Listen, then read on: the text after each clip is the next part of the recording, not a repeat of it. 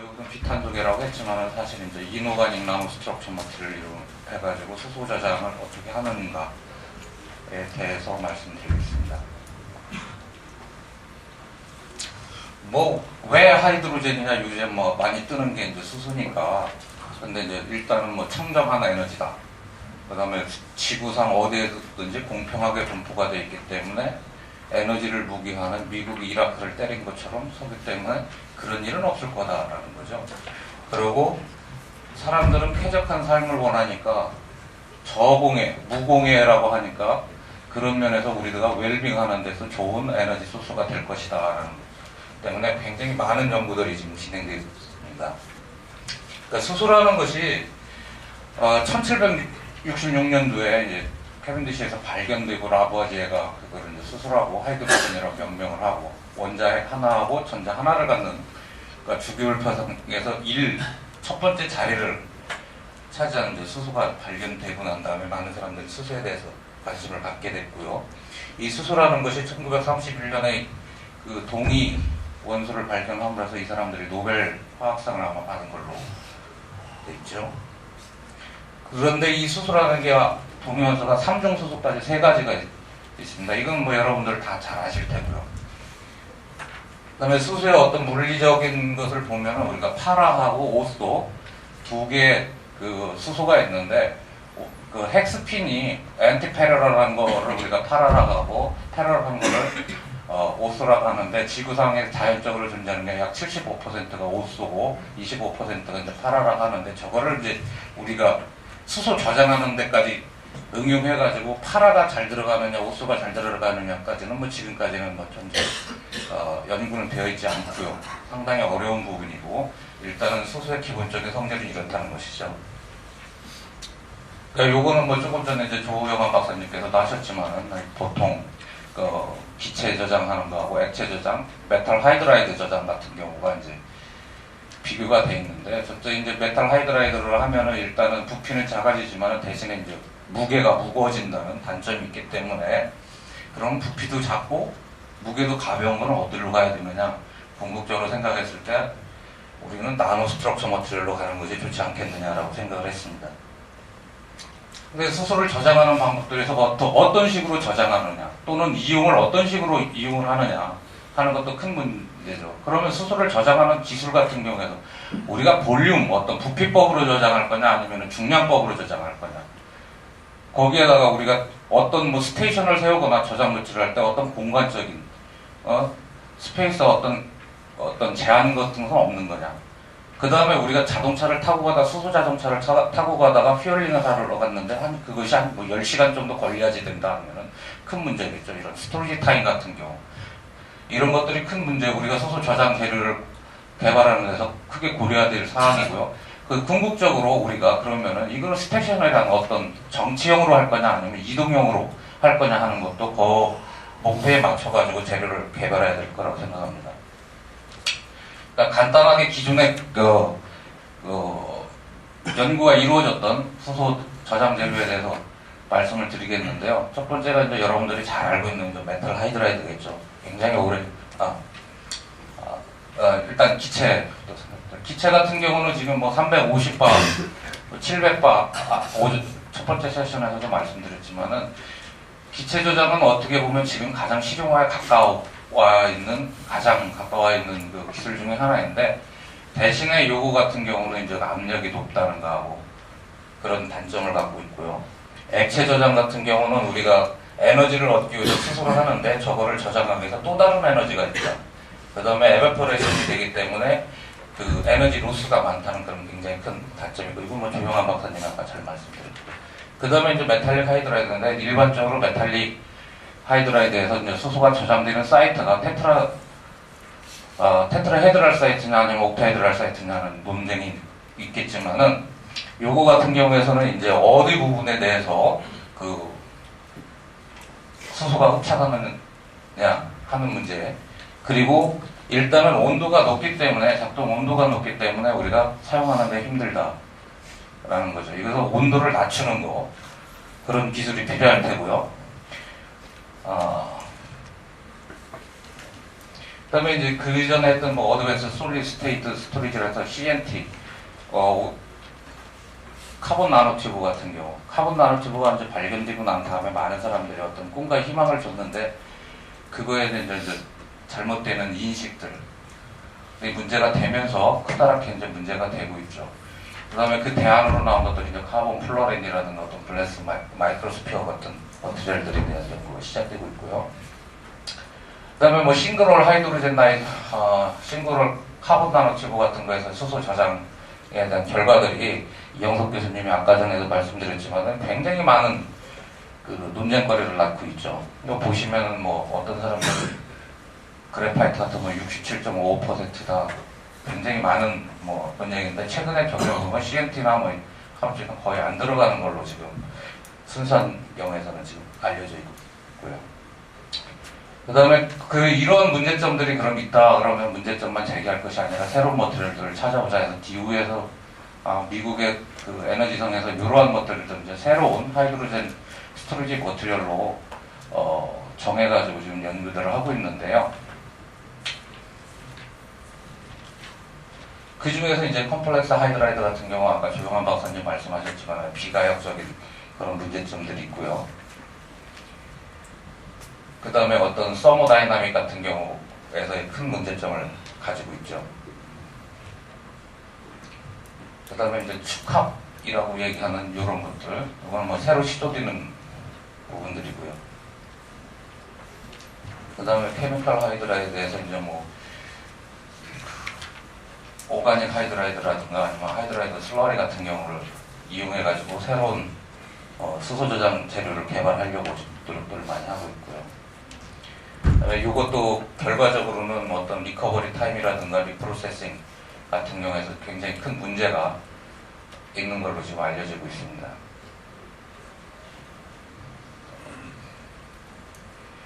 아까 뭐 조영환 박사님이 아주 그림 멋있게 보여줬는데 그 개발 단계를 보면은 이러한 형태가 되고 나노 튜브라든가 나노 머티리얼 같은 경우는 아직도 이제 랩에서는 R&D 수준인데요. 이런 것들에 대해서 보면은 그 가장 촉매로 많이 사용되는 뭐 지블라이트 같은 경우 우리가 구멍이 있으면은 수소를 저장하기 쉽지 않겠느냐라는 아주 단순하고 참 쉬운 생각부터 출발해가지고 우리가 지블라이트 같은 경우 어떤 골격이 잘 갖춰져 있고 구멍도 작은 마이크로 보안 거기 때문에 거기에다가 우리가 수소를 저장할 수 있지 않을까 해가지고 많은 사람들이 시도를 했습니다. 어떤 치환도 하고 이온 치환도 했지만은 지금까지 결과들은 그렇게 해서 좋은 데이터는 얻지 못했습니다. 그 다음에 첫 번째 했던 마포 같은 경우도 이게 또 온도에 대한 문제점이라든가 제한성 같은 경우 좀 문제점이 있고요. 메즈포러스 오가닉 실리카 머티리얼 같은 경우도 새로운 대안을 얻고 메즈포러스 머티리얼들에 대한 관심이 새롭게 확장돼 가고 있습니다. 그 다음에 대표적으로 카본 나노튜브 이외의 것들이 이제 대표적으로 발표된 것들이 이제 보론 나이트라이드 나노튜브인데요. 이거는 이제 합성하는 방법에 따라서 이제 멀티월이냐 또는 반복, 그러니까 대나무 형태냐에 따라 가지고 수소 저장을 해봤는데 희한하게도 반복 형태 같은 경우가 더 높게 수소 저장이 됐다. 그렇다고 하면 기존에 알려졌던 어떤 나노튜브 안에다가 수소를 저장하는 것이 아니라 요거 같은 경우는 표면에 가서 수소가 달라붙어 있을 확률은 더 크다는 얘기죠. 그러니까 수소 저장되는 방법이 아직까지도 문제가 많다는 거죠. 그래서 저 나름대로 한번 시뮬레이션을 해봤어요. 나노튜브에 대해서. 수소 저장이 그러면 나노튜브의 표면에 가서 붙는 거냐 아니면 안에 들어가서 붙는 거냐. 그냥 봤을 때 피섭션하고 캡섭션에 대해서는 서로 다른 방향이 있는데 피섭션 안에 들어가는 건 피섭션이고 밖에 들어가는 건 캡섭션이다. 그러니까 어느 방향으로 들어가는지는 우리가 모르겠지만 하여튼간 두 가지 방향, 두 군데 한 군데 아니면 두 군데 다 수소가 다 흡착할 수 있다. 저장될 수 있다는 것을 보여주고 있습니다. 그다음에 또 나름대로 이제 제가 이제 새로운 머티리얼 갖고 리튬 알루미네이트 같은 경우는 이제 나노 튜브로에 대해서 시뮬레이션을 해봤는데요. 여기 알파 페이지, 뭐 베타 페이지, 감마 페이지 잘 알고 계실 거예요. 근데 알파 페이지 같은 경우에서 우리가 튜브를 만들어서 암체어냐 지그재그 체어 형태냐에 따라서 나노 튜브가 말리는 거, 형성되는 거에 따라서 수소 저장률 자체도 달라지고 서피스 에리어도 많이 달라지고 있습니다. 근데 베타 페이지 같은 경우에서는 우리가 전혀 수소가 저장되지 않는 것을 알고 있습니다. 보이고 있습니다. 그래서 어떤 스트럭처 모형, 같은 머티리얼이라 할지라도 스트럭처 구조에 따라 가지고 소설 저장하는 방법이 달라진다라는 것을 보여주고 있고요.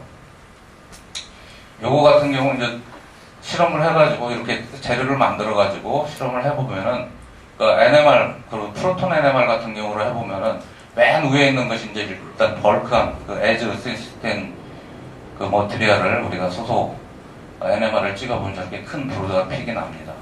저거를 한 쉬운 4시간 정도로 상온에서 진공으로 뽑으면 전부 다 뽑힐 수 있고요. 그다음 프로톤이 우리가 수소가 빠져나온다는 것은 이 머티리얼 내에 있는 수소 같은 경우는 피셔션이다죠. 케미컬 본딩이 없다는 걸 알려주고 있고, 저거를 한 45시간 정도 수소 2.7기압에서 넣으면은 저 정도의 이제 다시 수소가 들어가는 것을 보여주고요. 다시 에버케이션은 빠지고, 그러면 리버서블하게 이 머티리얼에서는 수소가 왔다 갔다 할 수 있다, 저장이 될 수 있다는 것을 도식적으로 보여주는 실험 결과입니다. 이 머티리얼에 대해서 이제 그 density functional theory 또는 뭐 고체물 이론에서 하는 이제 그 first principle를 이용해 가지고 이 머티리얼 구조 스트럭처가 그럼 어떨 때 안정하느냐라는 것을 대해서 한번 계산을 해봤는데요. 이론적으로 일단은 첫 번째 이제 홀드핑을 했을 때 구조가 유리 머티리얼 같은 경우는 굉장히 불안하다는 거죠.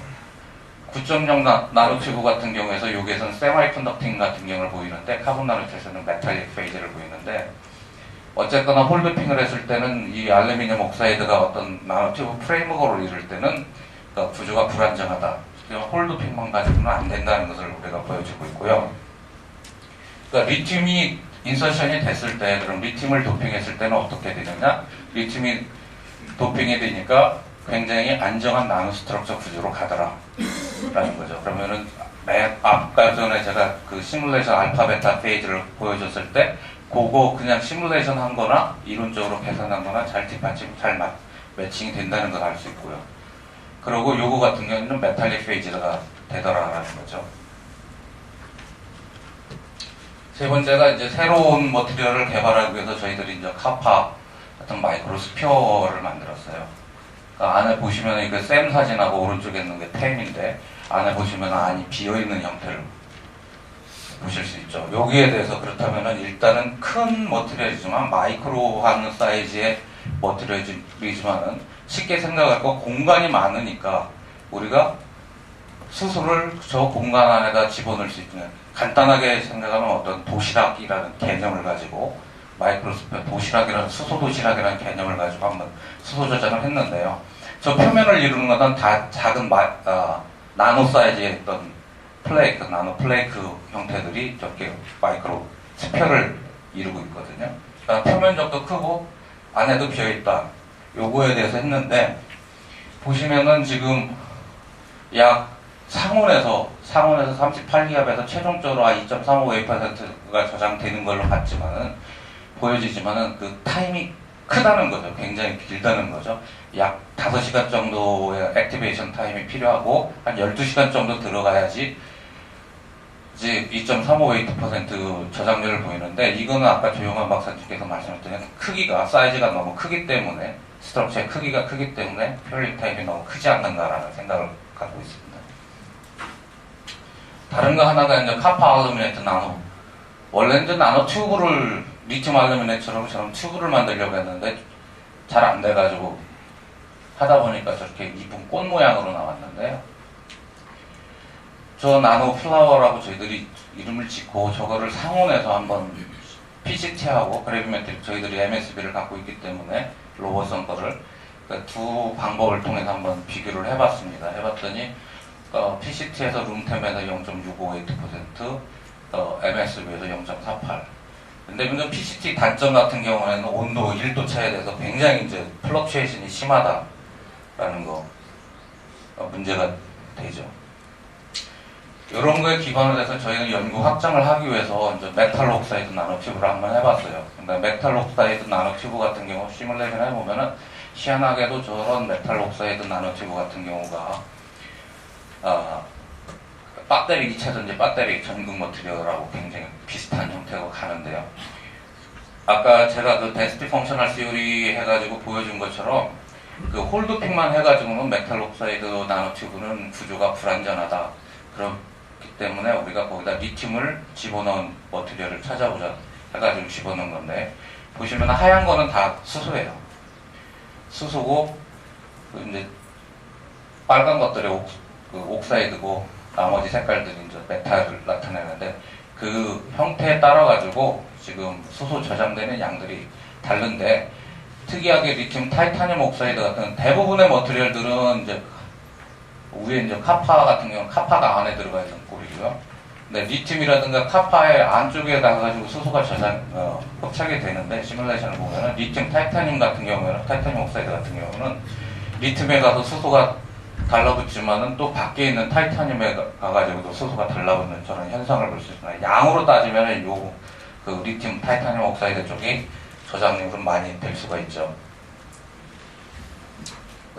그래서 저희들이 또 한 가지 한 것이 이제 리튬 디스퍼스인 니켈 옥사이드 나노 튜브를 한번 만들어 봤습니다. 정말 AO 템플릿 사용해서 리튬 디스퍼스드 했는데, 지금 상온에서는 거의 지금 요거 같은 경우는 지금 니켈 옥사이드 같은 경우에서는 전혀 안 들어가는 걸로 0.069% 저희들이 지금부터 제시하는 건 다 MSB 방법이거든요.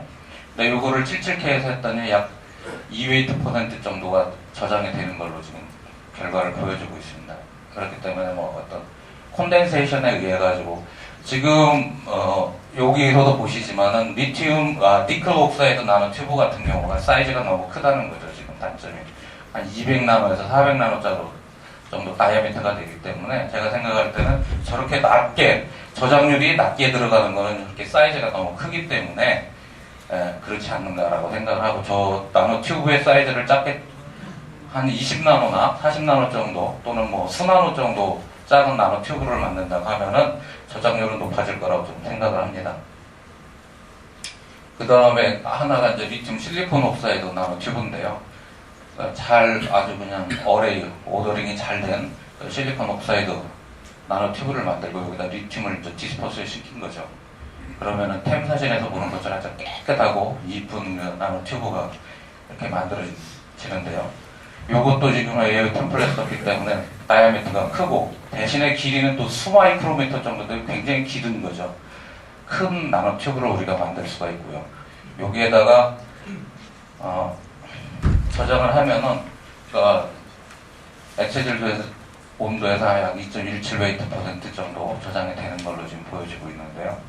문제는 뭐냐면은 저희들이 아까 시뮬레이션한 그림에서 서피스 에리어를 이론적으로 계산한 것을 보면은 서피스 에리어랑 수소 저장되는 거랑은 전혀 상관이 없다는 것을 지금 여기에서는 안 보여줬는데, 저희들이 이 머티리얼을 만들어 놓고 벌크 페이즈, 그러니까 실리콘 옥사이드 벌크 또는 리튬 실리콘 옥사이드 벌크를 만들었는데, 비트를 측정해 보면은 리튬 실리콘 옥사이드 벌크가 표면적이 굉장히 크게 나와요. 여러분들 메조포러스 모터나 MCM401 같은 경우도 굉장히 크듯이 요 머티리얼 같은 경우도 벌크 페이지가 더 큰데, 이런 나노 튜브보다 더 큰데도 벌크 페이지에서는 액체질소 온도에서는 저장이 전혀 안 되는 걸로 지금 결과가 얻었거든요.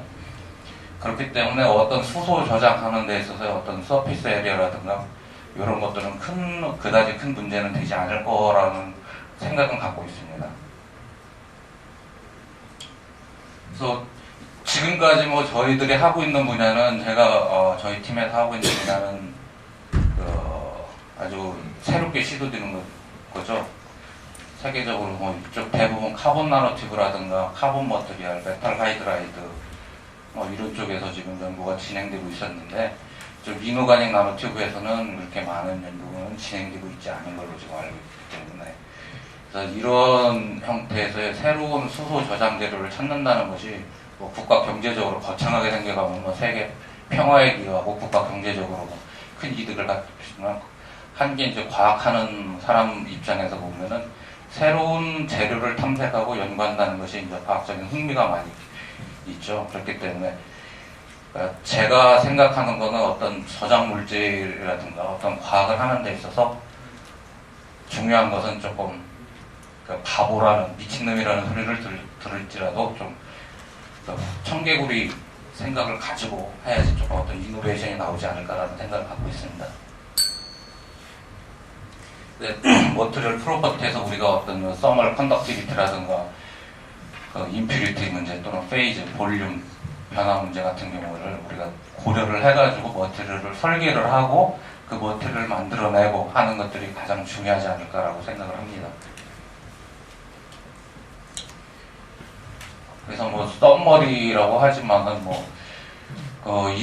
저 개인적으로 생각할 때는 이노가닉 나노 스트럭처 머티리얼 같은 것들이 앞으로 어떤 하이드로젠 스토리지 머티리얼을 개발하는 데서 좋은 새로운 대안으로 떠오를 수 있는 재료가 아닐까라고 생각을 합니다. 네, 감사합니다.